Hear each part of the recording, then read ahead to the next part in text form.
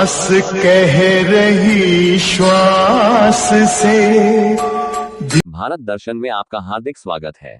Like करें, subscribe करें, comment करें, शेयर करें। भारत दर्शन की टीम आज सूरत से कष्टभंजन हनुमान दादा दर्शन हेतु निकली हुई है। सूरत टू सारंगपुर बाय रोड। ये टीम आराम से घूमते टहलते हुए रास्ते में सब दृश्य को देखते हुए ये पहुंचेगी सारंगपुर, जो बोटाद स्टेशन के नजदीक में है। अहमदाबाद से आगे हम लोगों का लगभग 350 किलोमीटर का होगा और हम सब जगह दर्शन करते हुए आएंगे। यहां से बड़ौदा तक का सफर हम सुबह का अपनी मस्ती में हम सब निकले हुए भक्ति विभोर होकर के कष्टभंजन के लिए। कष्टभंजन से कुंडल महादेव मंदिर धार्मिक स्थल वहां जाएंगे।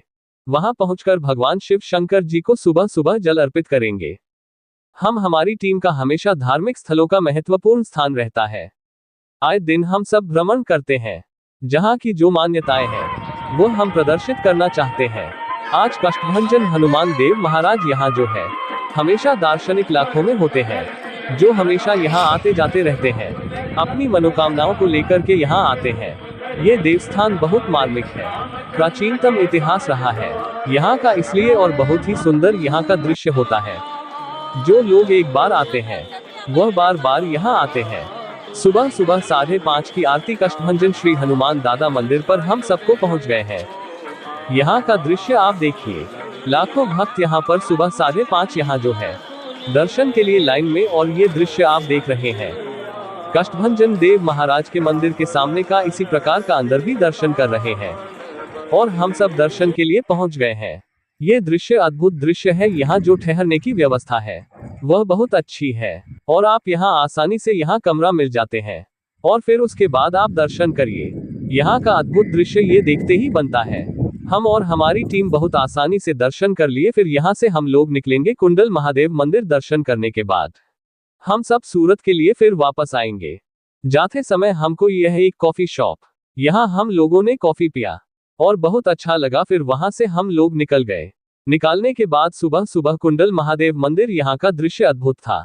आप देखिए, लाखों भक्त यहाँ पर सुबह 5:30 यहाँ जो है दर्शन के लिए लाइन में, और ये दृश्य आप देख रहे हैं कष्टभंजन देव महाराज के मंदिर के सामने का। इसी प्रकार का अंदर भी दर्शन कर रहे हैं और हम सब दर्शन के लिए पहुंच गए हैं। ये दृश्य अद्भुत दृश्य है। यहाँ जो ठहरने की व्यवस्था है वह बहुत अच्छी है और आप यहाँ आसानी से यहाँ कमरा मिल जाते हैं और फिर उसके बाद आप दर्शन करिए। यहाँ का अद्भुत दृश्य ये देखते ही बनता है। हम और हमारी टीम बहुत आसानी से दर्शन कर लिए। फिर यहाँ से हम लोग निकलेंगे कुंडल महादेव मंदिर। दर्शन करने के बाद हम सब सूरत के लिए फिर वापस आएंगे। निकालने के बाद सुबह सुबह कुंडल महादेव मंदिर, यहाँ का दृश्य अद्भुत था।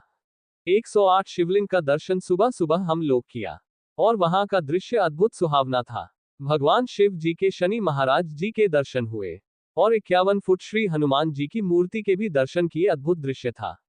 यहाँ के महंत श्री राजू दास महाराज जी से, बापू जी से बात हम लोगों ने किया। काफी जानकारियां प्राचीनतम हम लोगों ने यहाँ से प्राप्त किया। हम लोग निकल गए। निकालने के बाद सुबह सुबह कुंडल महादेव मंदिर, यहाँ का दृश्य अद्भुत था। 108 शिवलिंग का दर्शन सुबह सुबह हम लोग किया और वहां का दृश्य अद्भुत सुहावना था। भगवान शिव जी के, शनि महाराज जी के दर्शन हुए और 51 फुट श्री हनुमान जी की मूर्ति के भी दर्शन किए। अद्भुत दृश्य था। यहाँ के महंत श्री राजू दास महाराज जी से, बापू जी से बात हम लोगों ने किया। काफी जानकारियां प्राचीनतम हम लोगों ने यहाँ से प्राप्त किया।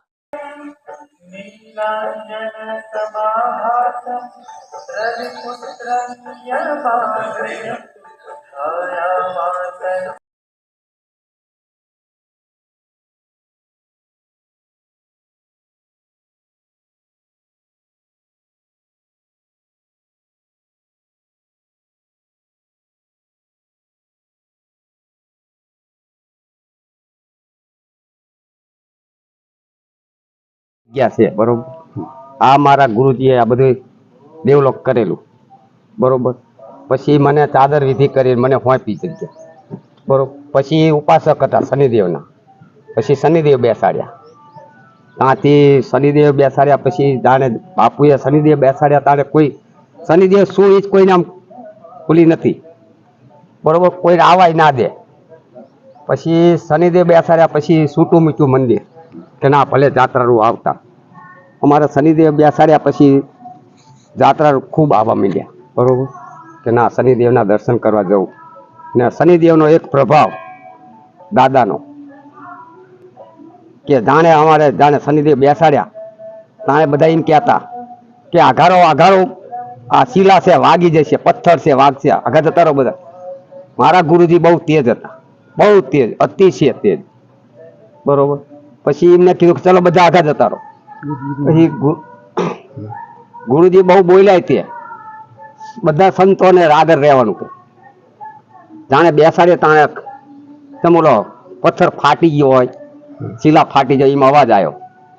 પછી 5 જણને વારસા થઈ કે આજથી જાઓ, ગુરુજીને કેવી છે કે આજથી જાઓ કે શનિદેવ મંદિર છૂટું મૂકજો, કે કોઈ લીંબુની કે સોપાડીની મારા પહેરાવશે, મને માનતા રાખશે તો એની મનની કામના પૂર્ણ કરીશ. આ ન્યાયાધીશ છે બરોબર, મનની કામના હું પૂર્ણ કરીશ. આથી આ જાત્રાનું આવે ને બસ ભયો ગુરુજીનું શું નામ હતું? ભગવાનદાસ બાપુ. ભગવાનદાસ બાપુ. ભગવાનદાસ બાપુ મારા ગુરુ. તમારું નામ દાદા? મારું નામ રાજુ બાપુ.